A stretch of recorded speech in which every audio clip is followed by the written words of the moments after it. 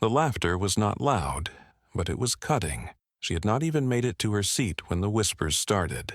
"She wore that?" someone muttered behind a raised champagne glass. "At a fashion gala?" Another voice chimed in. "I thought it was catering staff at first. All because of a dress. Simple, cream-colored, with no label anyone recognized.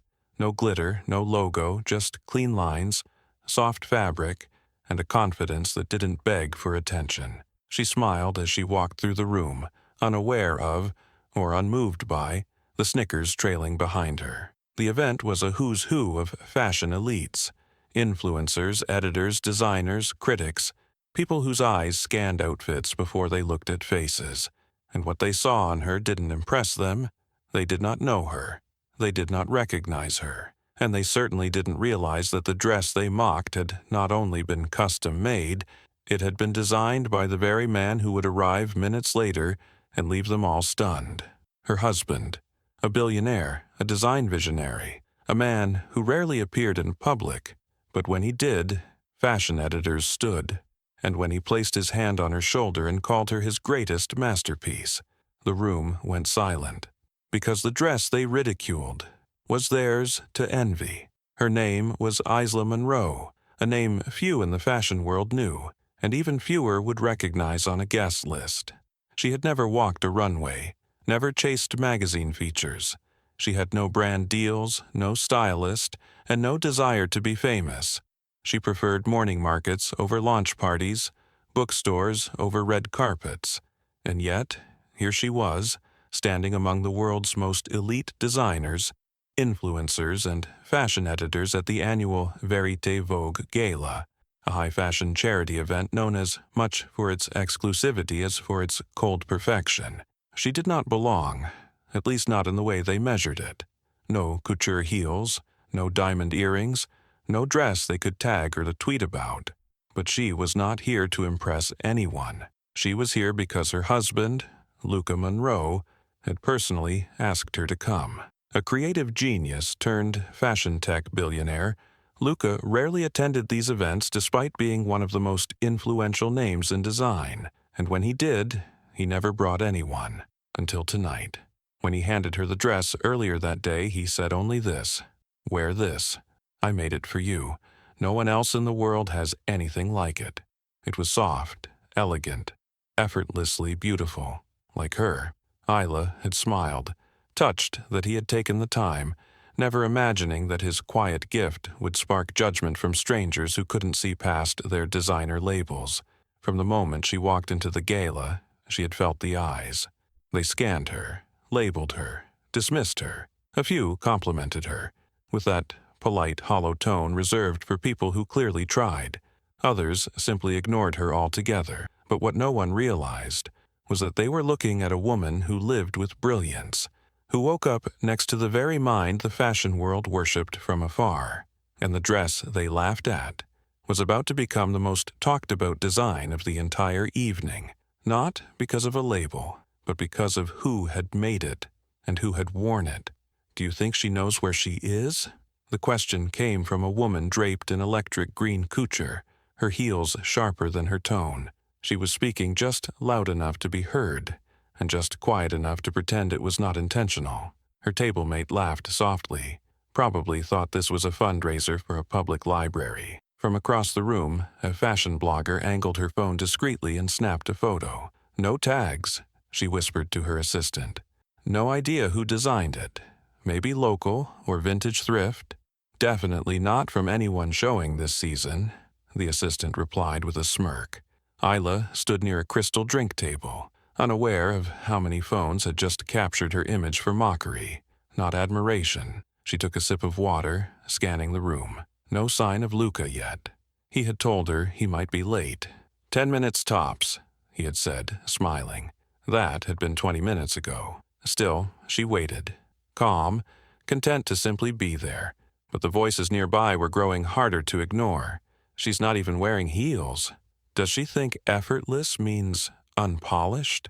I love how she thought minimal was a strategy instead of just basic. The words floated like perfume, toxic and cloying, and yet Isla remained poised. What they did not know was that she had heard comments like these before, when she worked in nonprofit development and walked into corporate boardrooms wearing flat shoes and carrying grant applications.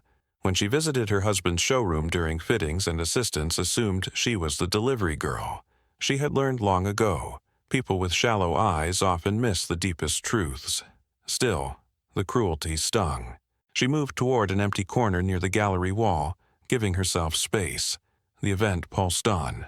Music, laughter, a wave of artificial excitement, but it all faded into background noise, until she heard a name, not hers, his. Luca Monroe just arrived, someone whispered. A ripple swept through the room. Phones went up, heads turned. Editors whispered. Designers straightened their posture. Even the critics, the ones who had spent the evening deciding who belonged and who did not, now leaned forward. Because Luca Monroe was not just a designer, he was a disruptor. His brand had single-handedly redefined luxury techwear. He had rejected the runway system and still sold out every season. The fashion world admired him, feared him, and obsessed over his mystery. And he had just walked in, tall, deliberate, and immaculately dressed in a matte black tailored jacket. Luca didn't glance at the photographers or the VIP guests. He scanned the room once, then found her. His entire expression changed. Every eye followed him as he walked, past celebrities, past buyers, past the industry's elite, straight to Isla. She looked up, her shoulders relaxing. "You made it." He smiled as if the rest of the room had disappeared. Wouldn't miss it. And then, with one hand gently on her back, he turned to face the crowd. That's when the murmurs began to shift. That's when they realized. The woman in the plain dress was his, and the outfit they had mocked was his work, not an archived sample, not a PR prototype, a one-of-one piece he had designed just for her. The people who had spent the night sneering were now silent, because when Luca Monroe stood beside Isla, proud, unashamed, deliberate, they understood. They had not mocked a mistake. They had mocked a masterpiece. Luca's presence changed the energy in the room instantly. The laughter faded. The whispers shifted. All eyes, once filled with mockery, now brimmed with quiet confusion and rising embarrassment. The fashion elite who had spent the evening dissecting her outfit were now dissecting their silence. Hila stood beside him, still wearing the same quiet smile. She did not say a word. She did not need to. Luca gently adjusted the fall of her sleeve, the way only someone who knew every stitch of the garment would. Then he turned to a well-known designer nearby and said casually, "Clean lines. Zero embellishment. No waste. It's part of the private capsule." The woman blinked. "The capsule collection?" Luca nodded. "The one I've only made 5 pieces from. This is the first." Now it clicked. This wasn't an off-brand look. This wasn't an outdated cut or forgotten sample. This was the first reveal of an unreleased collection, the kind of work every magazine would fight to cover, every celebrity would beg to wear. The room stilled. A major fashion editor stepped forward, notebook in hand, voice softer than before. "Luca, may I ask, is this piece hers?" He turned toward Isla with pride in his eyes. "Every inch of it." There was a pause. Then, "She's not just wearing the look, she is the look." And suddenly, the tone of the room changed. Photographers lifted their cameras. Influencers began opening their apps. Brands whispered to reps. The same people who had ridiculed Isla just an hour earlier were now desperate to photograph her, to ask her name, to attach themselves to the very elegance they had mocked. But Luca raised a hand. "No photos," he said calmly. This was not a press reveal. This was personal. The air dropped again, not in tension, but in humility. "I made this piece for my wife," he said, loud enough for the entire room to hear, "because she does not need to wear labels to matter, and because her strength, her stillness, and her elegance, that's the collection." The quiet was louder than any applause. Luca turned to Isla again. "I watched you walk through this room with more grace than any person here. You didn't need to say a word to command it." She smiled gently. "I almost left." "I'm glad you didn't," he said, "because now they know." And they did. Every single person who had judged her, dismissed her, whispered behind her back, now understood that the most expensive dress in the room was the one they overlooked. Not because it glittered, but because it meant something. Suddenly, Isla's silence was no longer seen as insecurity, but power. The same outfit that made them laugh now made them pause. And the woman they thought didn't belong now owned the moment, not through vengeance, not through confrontation, but through quiet, undeniable truth. The rest of the gala passed in a blur, not for Isla, but for everyone else. People approached with softened eyes and quieter tones. Compliments flowed now, but none of them felt sincere. The same voices that had mocked her earlier now praised her elegance, her refined minimalism, her confidence. Isla nodded politely, but she did not linger. She knew what this was. Admiration born not of recognition, but revelation, and she would not trade their sudden approval for the peace she felt before they even knew her name. As the evening ended, Luca guided her toward the exit, his hand resting gently on the small of her back. "Are you all right?" he asked. "I'm fine," she said, smiling. "They just reminded me that grace still confuses people who chase attention." He laughed softly. "You confuse them because you don't need them." She looked at him, eyes warm. "I never have." Outside, the car waited. As they stepped in, Isla glanced back once through the tall glass windows. The ballroom still shimmered. The lights still sparkled. The people still posed. But something had shifted, and it had nothing to do with a name or a price tag. It had to do with a lesson they would remember long after the music stopped. Back at home, Isla changed into an old t-shirt and pajama pants. Luca brought her a cup of tea and kissed her forehead.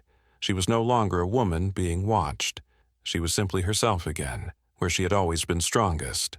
And somewhere, hanging carefully in their closet, was the dress that had caused a stir, not because of its label, but because of the woman who wore it. She never posted a single photo from the event. She never corrected anyone, never called out the whispers, never exposed the mockery, because Isla Monroe did not need a viral moment to prove her worth. The fashion world had learned something that night, not about trends or tailoring or collections, but about perception, about how quickly people judge what they do not recognize, and how wrong they often are. They saw a simple dress and assumed simplicity, but they missed the story behind every stitch, the designer's intention, the quiet love, the bold defiance of excess. Because real elegance does not need validation. Real strength does not ask permission. And real class? It speaks loudest when it says nothing at all. Have you ever been underestimated because of how you looked? Or watched someone rise in a room where they were first dismissed? Tell us in the comments. Your story might be the reminder someone else needs right now. If this story spoke to you, subscribe, tap the bell, and stay connected with us. Because here, we celebrate more than just appearances. We honor the quiet power behind them. Until next time, be kind, be calm, and never let the world measure your worth by what you wear.